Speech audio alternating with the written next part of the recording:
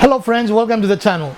If today is your first time visiting with us, we want to extend you a very warm welcome and invite you to review any of our almost 400 videos that we have arranged in playlists for your convenience, as we are confident you're going to find something both entertaining and useful. If you have been here before but you have not subscribed, please subscribe. We post videos middle of the week and every weekend, usually Wednesdays and Sundays. Actually, most of the time a day before.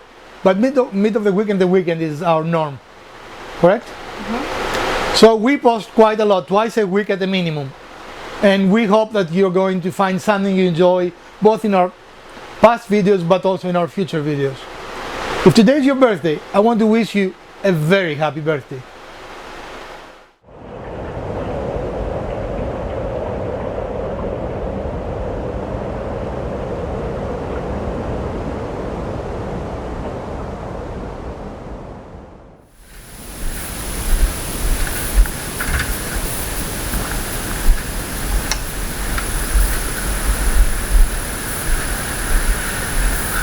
So, like always, let's start with our scrap pile and see if we can find something appropriate.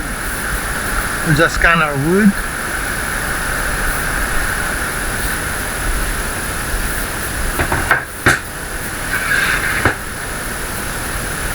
And we will need our saw here.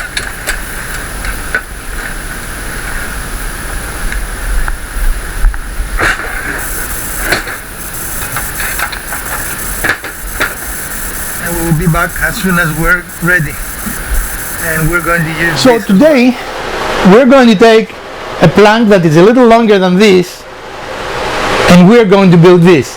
Actually, this piece is what remains from the plank you're going to see in a few moments that we used to build the product out of our scrap wood pile. And this is an electronic device holder, or even a book holder, that has two different viewing angles. And actually you can decide the angle based on the length here, right? Yep. So the longer this is, the more acute the angle. So this is our project for today. Stick around and see how we build this. The piece we chose. And initially I don't need to measure anything. I'm just going to cut the piece approximately here. We want the knot to be part of the display piece to give it character, so we want the knot visible. So we're going to start by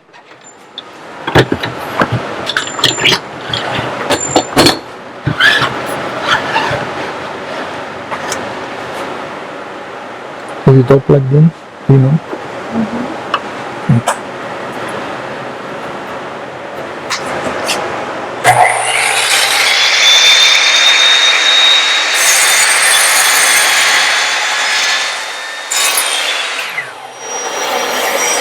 Oh, it smells so good, doesn't it?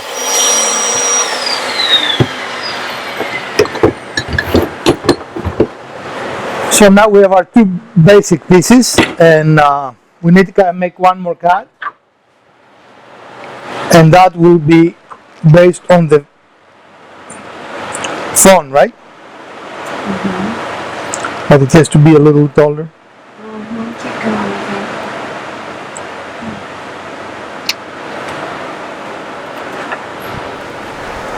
And now we're going to do our final cut.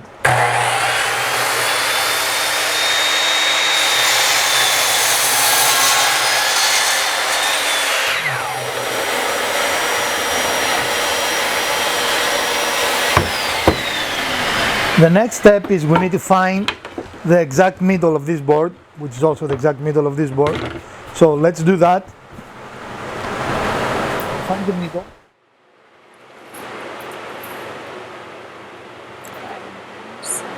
So we're finding the width middle, not the length middle.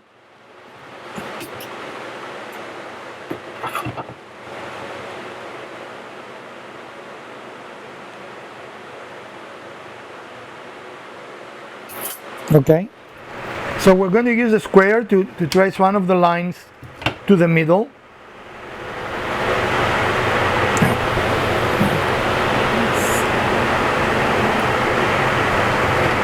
And then we're going to use our actual piece, so match that to one line, yeah, and we're going to trace around it. And the other side, yes. And now we're going to go to our bandsaw and cut this off.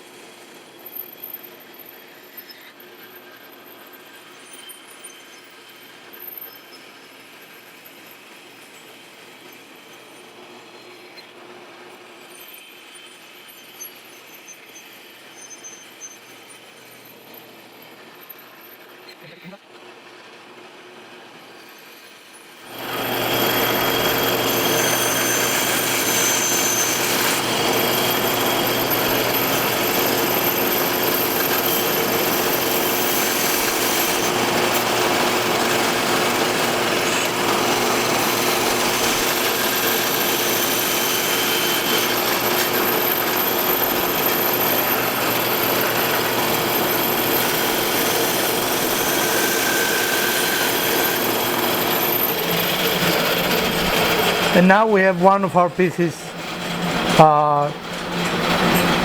almost done. So now we're going to trace, we put the two pieces together and we're going to trace through the cut part, and that will give us the part that we have to cut on the second piece.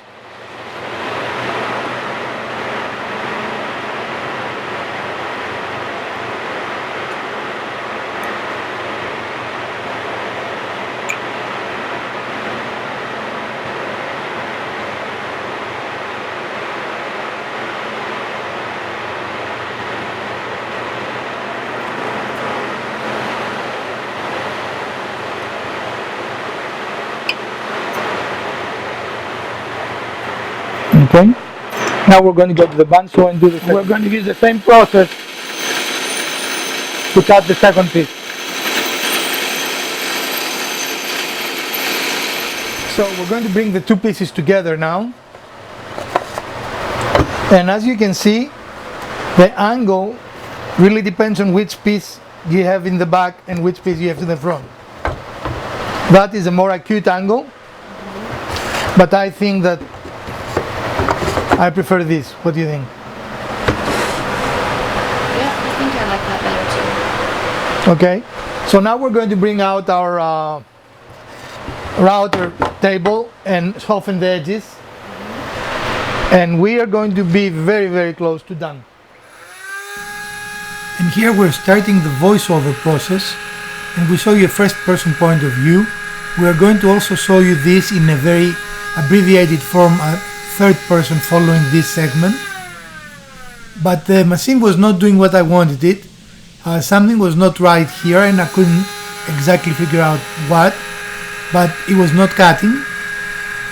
So here I was trying to troubleshoot and see what the problem was.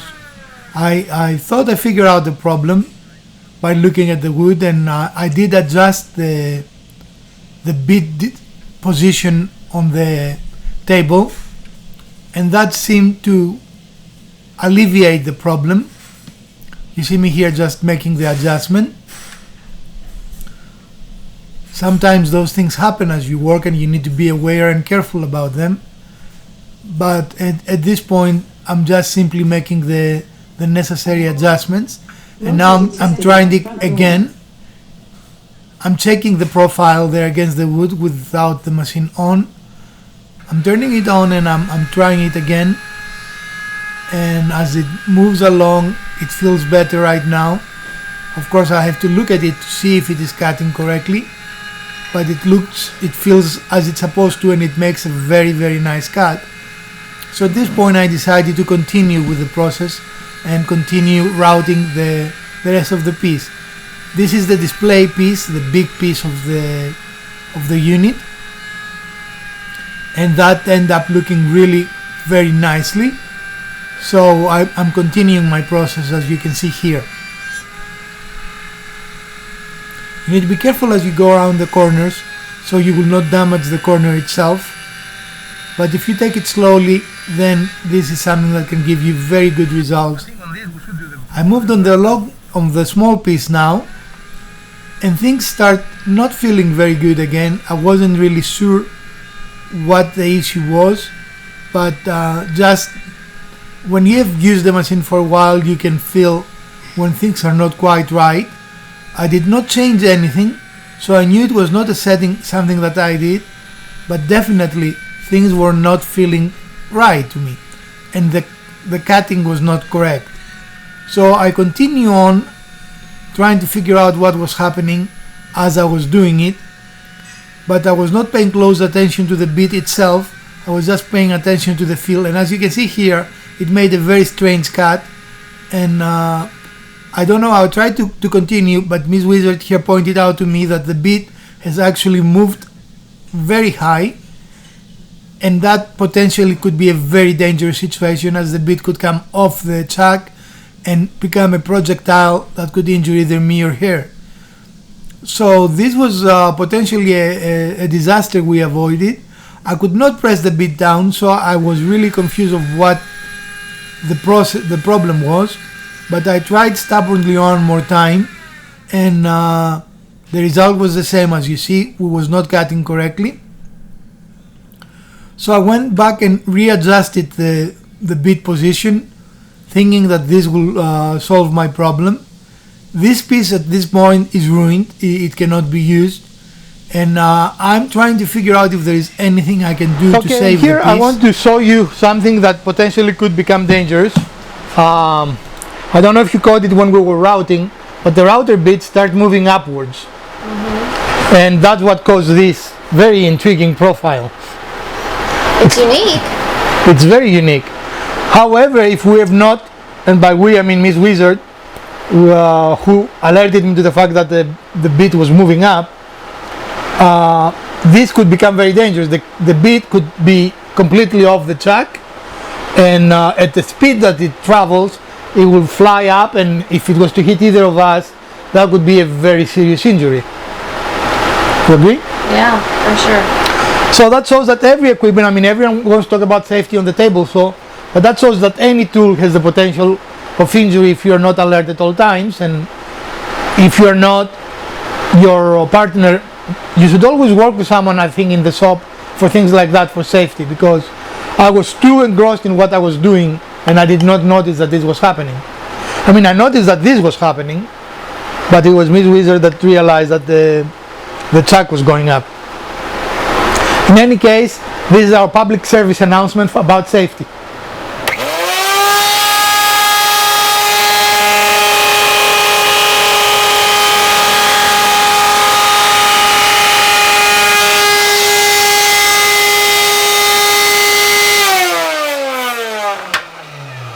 Something didn't work right here. Let's try it again.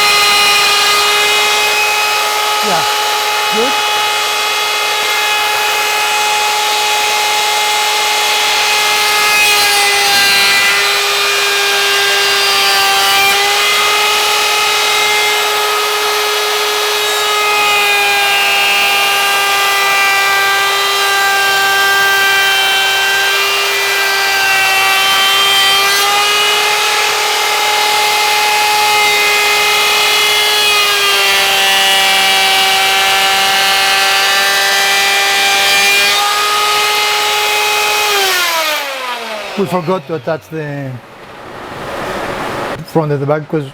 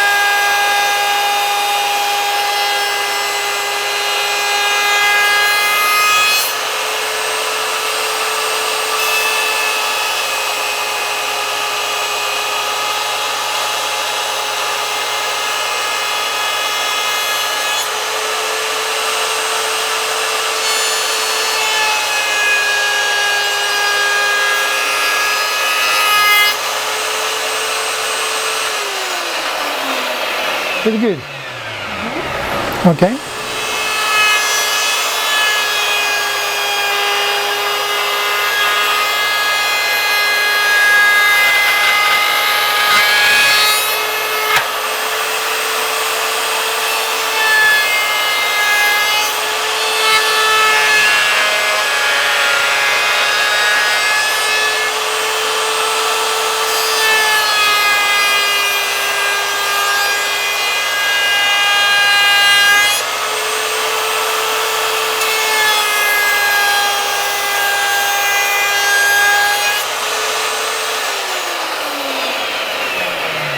Okay.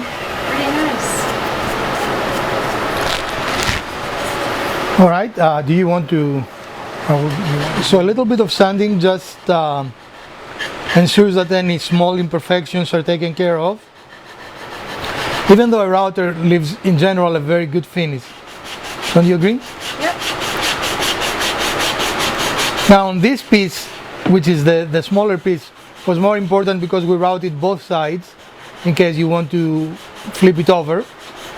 But on the main piece, as you can see here, we only routed the front sides because I kind of like the sharp edge when you look at the profile. And of course you don't want to focus now. Focus. There.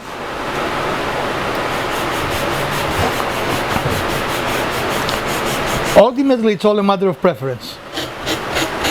Yes? All right, friends. And we finished our project for today, and here it is.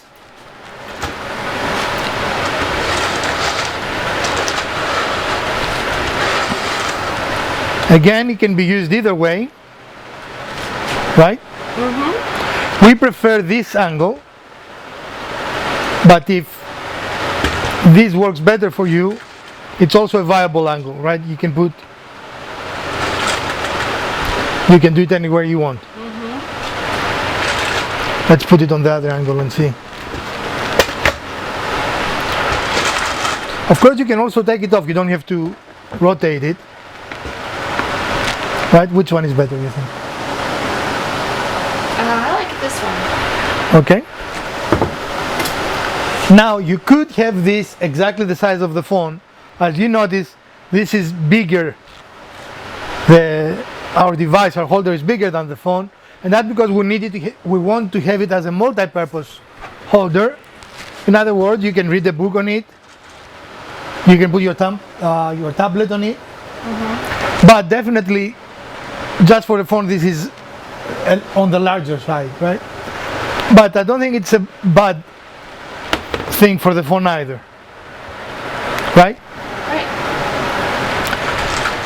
So this is our episode for today, and we're going to call this an electronic device holder. Sure. We don't have names for our projects before we start. We look at them when we're done and we decide what we're going to call them. Lastly, you can also make an opening for a cord so you can charge your phone while it is there displayed, or charge your tablet while it is on display.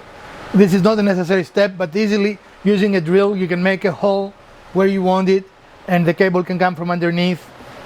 It will be nice and neat, right? But again, you can see this can fit a big tablet or a small phone, and it is I think a very nice device, a very nice gift to give to people, etc. Right? It could also fit a big phone and a small tablet. Yes. Probably can fit a book too, right? So if you're in the kitchen and you want to do a recipe, or that should be scaled up. I think everything we do can be scaled up or down, but I think this is big enough that can hold the book. Definitely sturdy enough to hold the book. If you flipped it the other side, it would definitely hold something that was thicker, right? Thicker? Bigger, a bigger book. Well, yeah, I mean, Rests at more of an angle, so you could have your book laying open. right, yeah. And I think that's one of the things that I like about this, right? That it is one device that you can change the handle simply by rotating it. Or you can take this off and rotate this. I mean, you can do it either way. Yep. All right. About making an opening for a cable to go through to charge your device, we kind of decided that was a good idea, and we decided to actually do it. Nothing like extreme planning, right?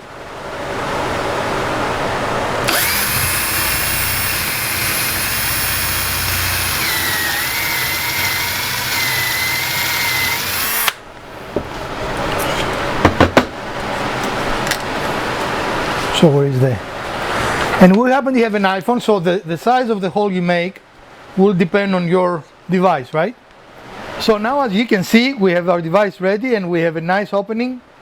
We can plug our phone, and just like that, we can connect it now. I don't have a USB port out here, but we could connect it, and you can very nicely charge your phone while you're listening to music, for example, or watching a video of cats, or whatever video you want to watch, or enjoy yourself. And again, it's very easy. You can just unplug it, leave it there if you have it as in your nightstand, and it is a very useful device, right? Again, the only thing here is some adapters might be bigger than this. We base the size of our hole on the adapter that we need to use, right? But some adapters might be bigger, and you have to decide what adapter you need. Correct? Yeah. I hope you enjoyed our episode for today. If you did, please smash that like button. If you didn't, smash the other button twice. Share, like, subscribe, and comment. Let us know what you want to see in our channel in the future.